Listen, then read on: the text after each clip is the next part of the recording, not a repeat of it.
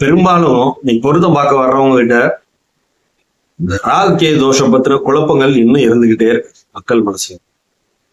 அதாவது லக்னத்துல ராகு, 2ல ராகு, லக்னத்துல கேது, 2ல கேது, 5ல ராகு, 5ல கேது, இது மாதிரிலாம் வந்து இருக்கு.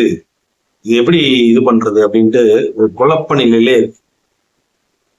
எப்பவுமே ஏற்கனவே நம்ம வீடியோ இருக்கு, ராகு கேது தோஷம்னே நம்ம சேனல்ல வீடியோ இருக்கு, பார்க்காதவங்க போய் பாருங்க சரிங்களா. பொதுவா எந்த கிரகமுமே தன்னுடைய வேலையை செய்யறதுக்கு தன்னுடைய தசா காலங்கள் வரணும் ஃபர்ஸ்ட் சரிங்களா. இந்த தோஷம் வந்து ஆக்டிவேட்ல இருக்குங்கிறது வந்து அந்த தசா புத்திகளை வச்சுதான். ராகு கேது 2ல இருக்கிறாரு, அந்த திசையே வரல அப்படின்னா நீங்க அதை பத்தி கவலையே படவே தேவை. சிலருக்குலாம் பாத்தீங்கன்னா இந்த ராகு தசை பிறக்கும் போதே வந்து முடிஞ்சிட்டு போயிடும்.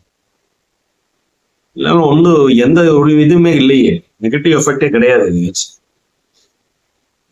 உங்களுடைய 7ஆம் இடம், 8ஆம் இடம், 12ஆம் இடம் திருமணத்துக்கு தேவையான ஃபேக்டர்ஸ் வந்து கலத்திரஸ்தானம், ஆயுஸ்தானம், 12ஆம் இடம் அயனசயன போகஸ்தானம். இது சம்பந்தமா ஏதாவது உங்க ஜாதகத்துல ஏதாவது மோசமா பாதிக்கப்பட்டு அந்த தசாபதிகள் வந்தா மட்டும்தான் கடுமையான பலன்களை சந்திக்கும். ராகு கேது அந்த தசா வந்துச்சு அப்படின்னா தான் அது உங்களுக்கு ப்ராப்ளம் கொடுக்கும். 2ஆம் இடத்துல இருக்கிறாரு, லக்னத்துல இருக்கிறாரு, 5ஆம் இடத்துல இருக்கிறாரு, அப்புறம் உங்க தசா வருதுன்னா தான் அதை வந்து நீங்க அந்த திருமண நேரத்துல அதை மேட்ச் பண்ணி பார்க்கணும்.